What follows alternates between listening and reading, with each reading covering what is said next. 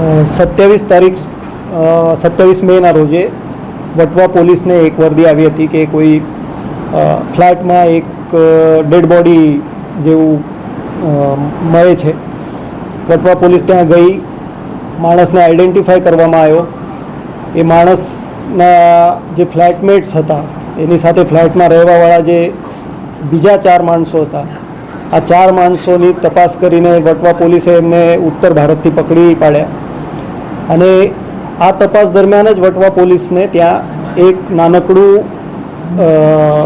એક ક્લુ જેવું મળેલું હતું કે એક કાગળ બળેલો જેવો હતો. એના પરથી વટવા પોલીસના ધ્યાન પર આવ્યું કે કદાચ આ નકલી નોટ હોઈ શકે છે. પછી આના આગળની તપાસ હાથ ધરવામાં આવી.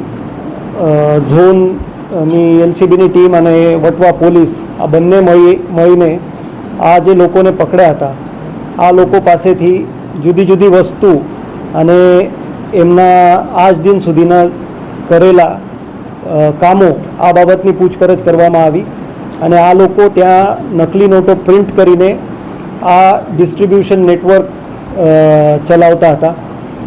ઇમરાન સિંધા નામનો જે વ્યક્તિ મરણ ગયો છે, આ ત્યાં કમલેશ પટેલ નામનું એક ફોટોશોપ આધાર કાર્ડ બનાવીને રહેતો હતો. અને આ સમગ્ર વસ્તુનો મેઇન મુખ્ય આરોપી જેવો હતો, જેને નોટ બનાવવાની ટેકનિક, આની પ્રિન્ટ કરવાની ટેકનિક, વોટરમાર્કથી ગાંધીજીનું પ્રિન્ટ પાછળની બાજુ લાવવાની ટેકનિક, આ બધું એને પોતે આમાં એને માસ્ટરી હતી. અને આ એને કર્યા પછી આના પહેલાં પણ આના 2 ગુનામાં આવી ચૂક્યો છે, જે એક ગોધરામાં અને એક સુરતમાં બન્યો હતો અને એ પકડવાનો બાકી હતો. આ માણસે આ નોટ બનાવવાનું કાવતરું પછી અમદાવાદમાં શિફ્ટ કર્યું.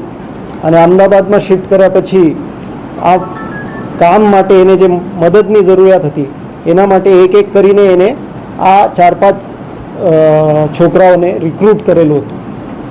ત્યાં નોટ બનાવવાની ટેકનિક જે છે એ તમામ ટેકનિક ઇમરાન સિંધાને જ ખબર હતી. એ ટેકનિકથી નોટ એ બનાવવાનો અને બીજા જે એક્સ્ટ્રાના કામો છે, જેમ કે પેપર વ્યવસ્થિત લગાવવું, પ્રિન્ટ કાઢવું, પ્રિન્ટ કાઢ્યા પછી નોટનું કટિંગ વગેરે કરવું, ત્યાં રૂમમાં સાફ સફાઈ, જમણવાર વગેરે આ બધું કરવા માટે આ છોકરાઓનો ઉપયોગ આ કરતો હતો. અને આનો તપાસ આગળ વધતા આ લોકો જ્યારે અહીંથી નીકળ્યા હતા ત્યારે નકલી ચલની નોટો પોતાની સાથે લઈને ગયેલા. થોડા ઇક્વિપમેન્ટ્સ પણ પ્રિન્ટર જેવા કે લેપટોપ જેવા આ પોતાની સાથે લઈને નીકળેલા. આ પણ પોલીસે ત્યાં જઈને સ્થળ પંચનામા કરીને બધું રિકવર કર્યું છે. અને એક સફળતાપૂર્વક કામગીરી કરી છે, જેમાં 30 લાખની નોટો જે છપાઈ હતી એમાંથી 28,94,000 જેવી રિકવર થઈ ચૂકી છે. અને એના પહેલાં પણ એમને 30 લાખ છાપી હતી એમ એમનું કહેવું છે.